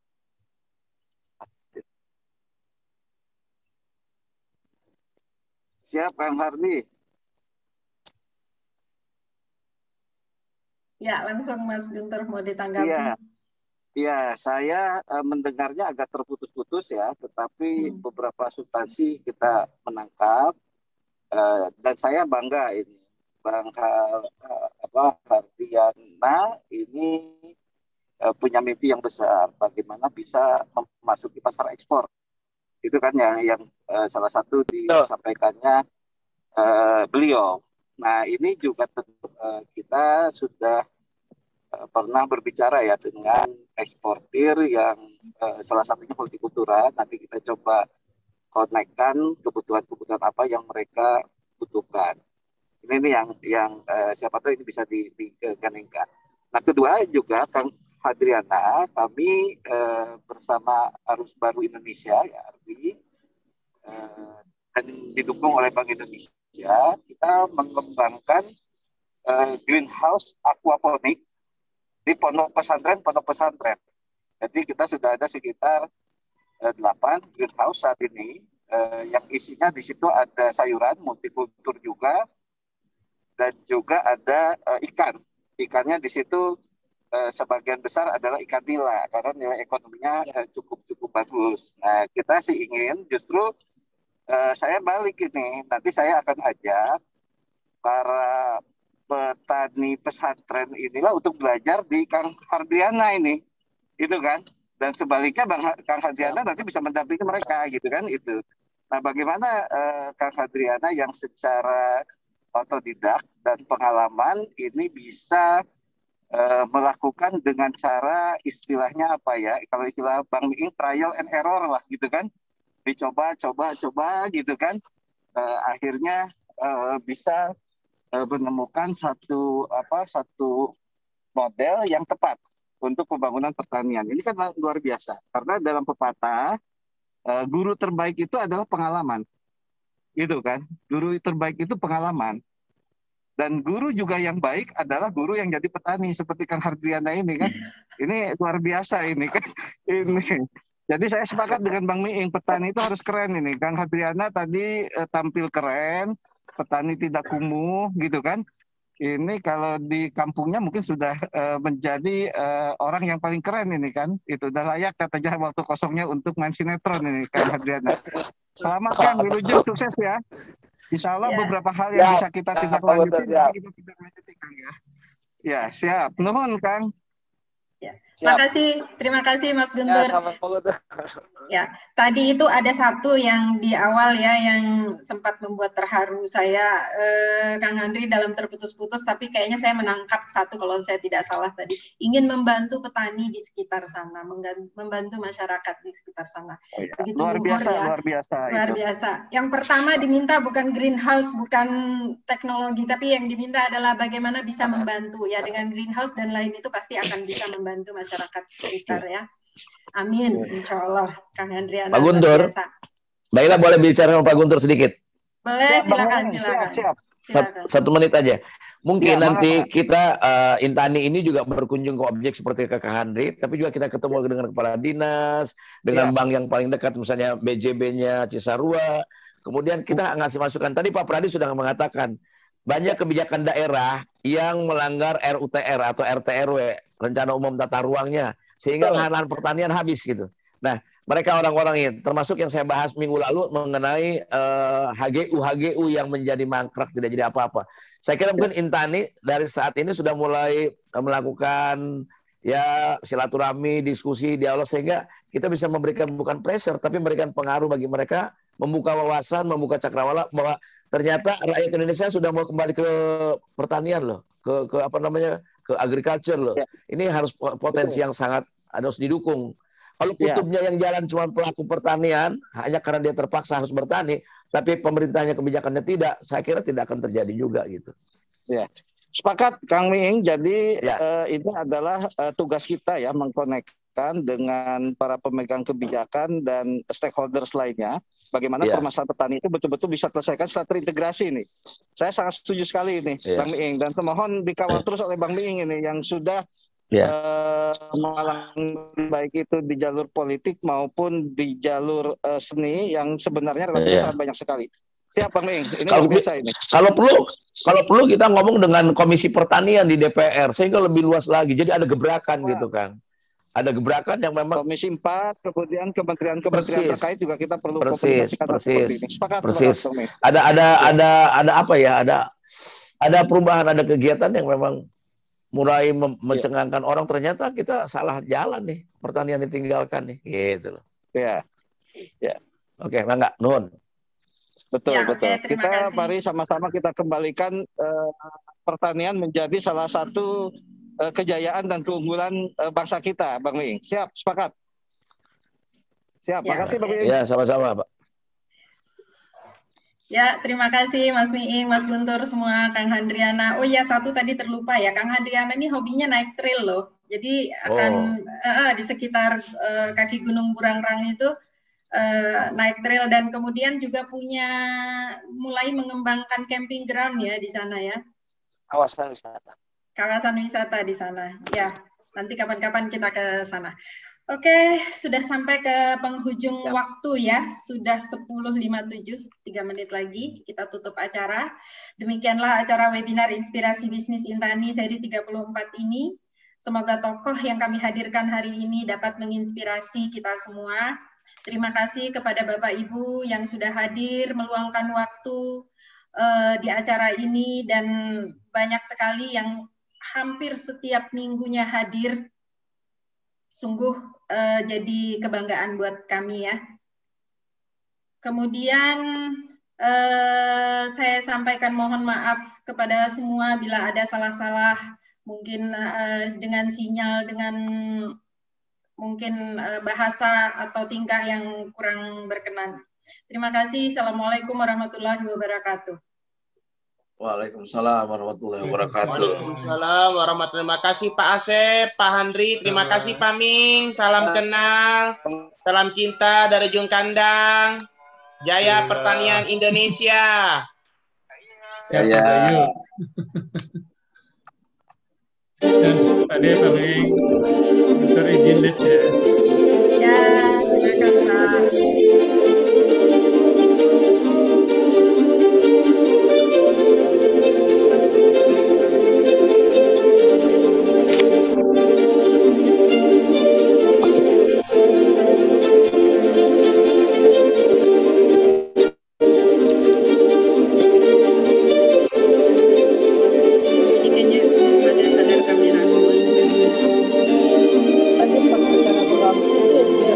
Semua. Oh ya. Oke, kalau sudah terima kasih. Oke, kita tutup ya. Sudah ya. Terima kasih semua.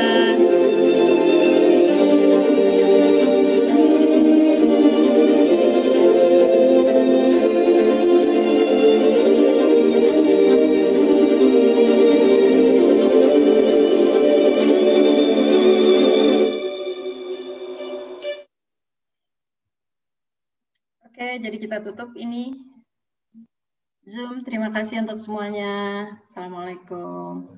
Sampai bertemu lagi minggu depan ya.